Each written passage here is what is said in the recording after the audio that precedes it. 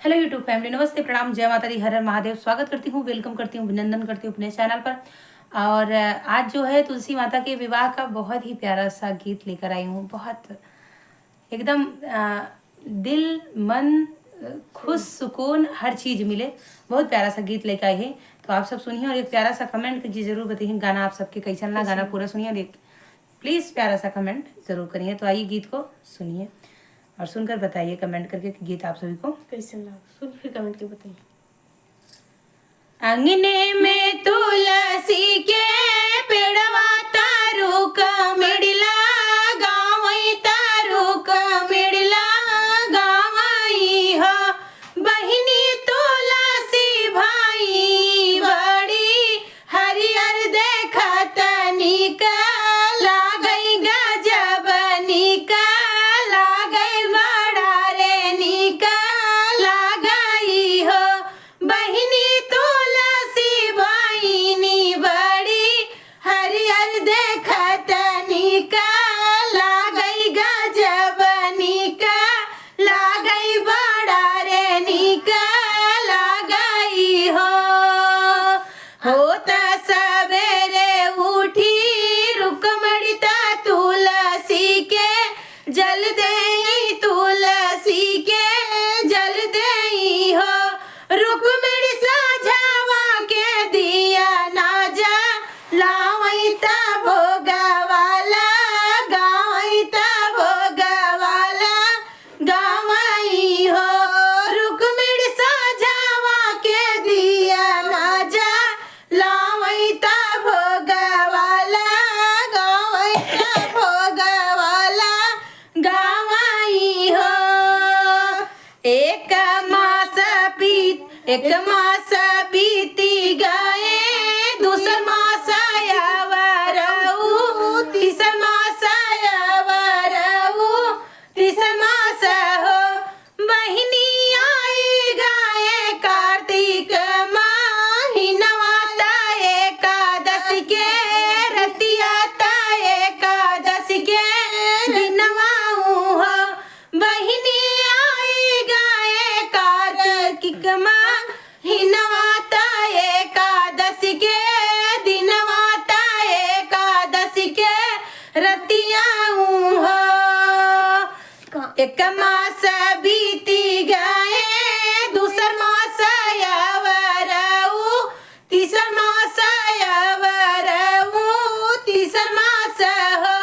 बहिनी आई गए कार्तिक महीनवा ता एकादशी के दिनवा ता एकादशी के रतिया हो। बहिनी आई गए कार्तिक महीनवा ता एकादशी के दिनवा ता एकादशी के रतिया हो। कान्हा जी तुलसी बियावा बैयावा आधी रतिया बियावा आधी रत भाई हो। बहिनी हो ताई सवेरा रुकमणि देखई ता तुलसी मांगे सिंदूर, ता तुलसी मांगे सिंदूर हो। बहिनी हो ता सवेरे रुकमणि देखई ता तुलसी मांगे सिंदूर, तुलसी मांगे सिंदूर हो। हंसी बात पूछई रुकमणि सुना हो बहिनी, तुलसी सुना हो बहिनी, तुलसी हो। तुलसी के आए तो हरौसा जनवाता हम का दे खब तू तो हम से मिलवती हो। तुलसी के आए तो हरौसा जनवाता हम का दे खब तू तो हम से मिलवती हो। हंसी बात पूछई रुकमणि सुना हो बहिनी, तुलसी सुना हो बहिनी, तुलसी हो। तुलसी के आए तो हरो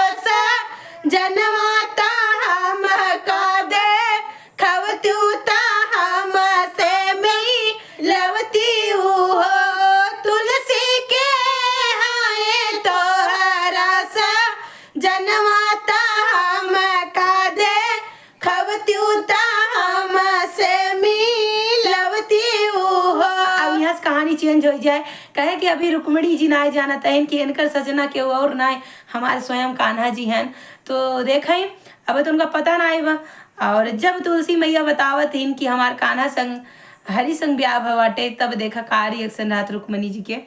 तो देखें और कैसे तब यहाँ से वियोग चालू हो जाता दोनों बहन में। तो कैसे तुलसी मैया समझावत हिन उनका। अब देखा तुलसी जी का कहते हैं तुलसी माता कि कैसे बताई रानी रुक्मिणी कैसे समझाई कैसे समझाई रुक्मिणी कान्हा हमारो सा जनमाता कैसे दे खाई कैसे दे खाई रुक्मिणी कान्हा हमारो सा जनमाता कैसे दे खाई कैसे मिलाई हो। इतनी वचन सुनी रुक्मिणी सुनहु नाही पाई सुनहु नाही पाईनी हो। बहिनी तुलसी के धाई के झा कोरई तारू कमिड़ जी रोवई नयन आंसू गिराई हो। रुक्मिणी तुलसी के धाई के झा कोरई तारू कमिड़ जी रोवई नयन आंसू गिराई नयन आंसू गिराई हो।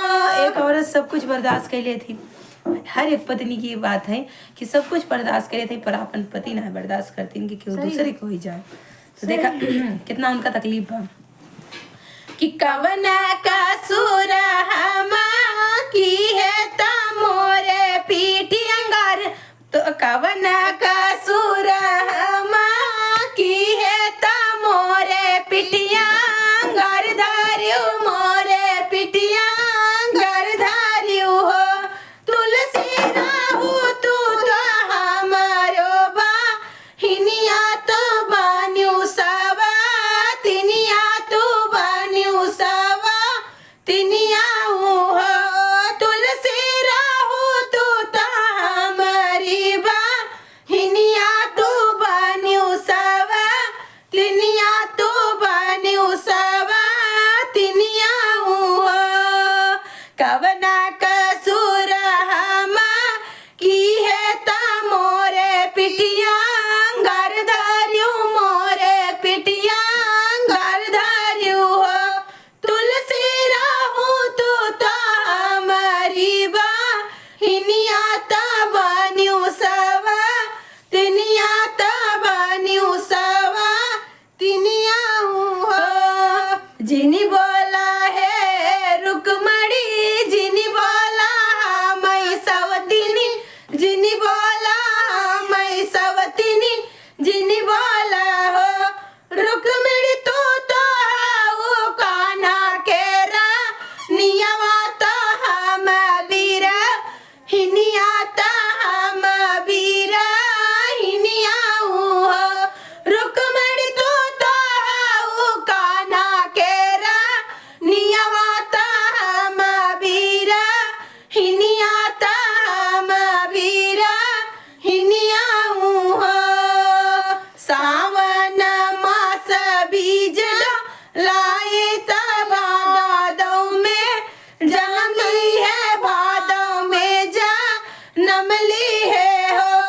रुक्मिणी कुंवार में भइले सा यानी ता कार्तिक मोर भी यह भये कार्तिक मोर भी यह भये हो। रुक्मिणी कुंवार में भये हमसा यानी ता कार्तिक मोर भी यह भये कार्तिक मोर भी यह भये हो। एक दिन के बानी दूल्हा हिनिया ता एक दिन के रनिया ता एक दिन के रनिया हो।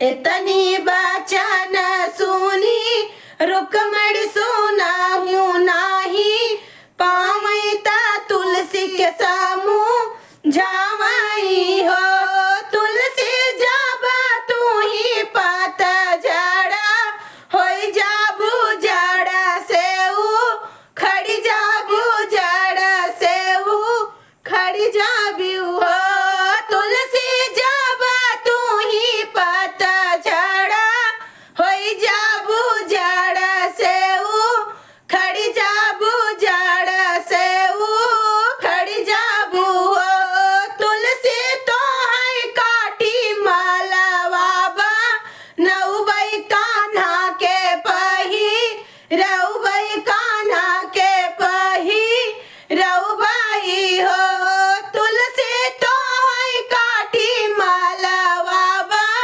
नौबई कान्हा के पही रउबई कान्हा के पही रउबई हो। आप सबके भी पसंद हो पता हो कि कान्हा जी के तुलसी जी के माला बहुत पसंद है तो कि तुलसी तो है काटी मालवाबा नौबई कान्हा के पही रउबई कान्हा के पही रउबई हो तुलसी तोरा पाती भोगवाला गौबैता कान्हा के खी यौबैता कान्हा के खी यौबई हो तुलसी तोरा पाती भोगवाला गौबैता कान्हा के खी यौबैता कान्हा के खी यौबई हो इतनी बचन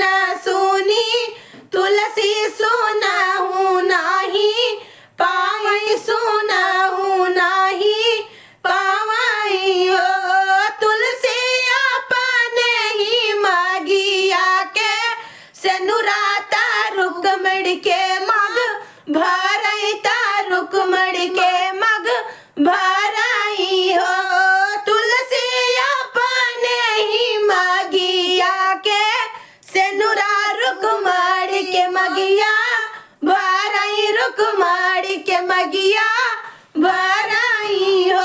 जब जान गए तुलसी मैया की अब हमारे बहिनी जो बा हमारे प्रति इतना स्नेह रखा था कि हमका हमारे स्वामी जी से हरि जी से अलग न हो दे हम सूख जाब हम खट जाब तो भी हमें काट के उनके गले में पहना रही हम जिंदा रह तो न जिंदा रह तो अपने हरि जी के साथ ही रह तो देख कितनी खुश हो जाती अपने मांगे सिंदूर जब रुक्मणी जी के मांगे में पहना देती बहन एक दिन खातिर खाली हरि हमार हन बाकी तोहार हन कि तुलसी अपने ही मागिया के सिंदूराता रुक्मणी के पही रामैता रुक्मणी के पही रामई हो हंसी बात बोलाई तुलसी सुना हो बहिनी रुक्मणी सुना हो बहिनी रुक्मणी हो रुक्मणी साला बार काना है तो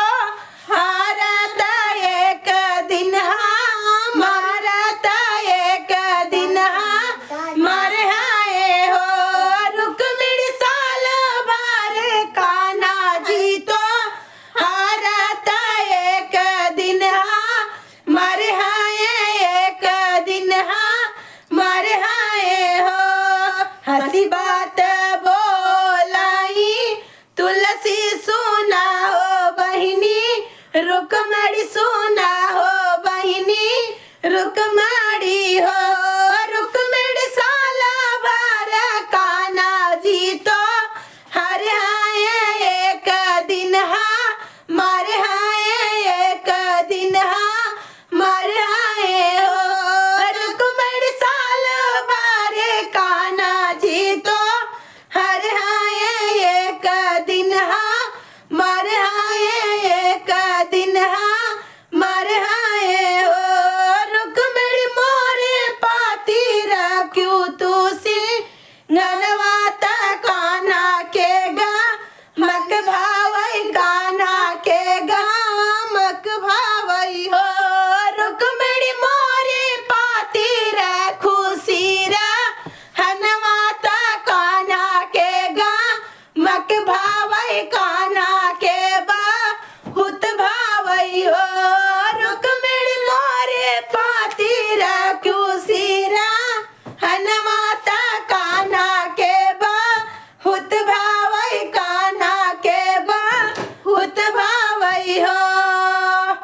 तो आप सभी प्यारा सा कमेंट करके जरूर बताइएगा कि ये तुलसी माता के विवाह का प्यारा सा गीत आप सभी को कैसे लगा सुन के फिर कमेंट के बताइए।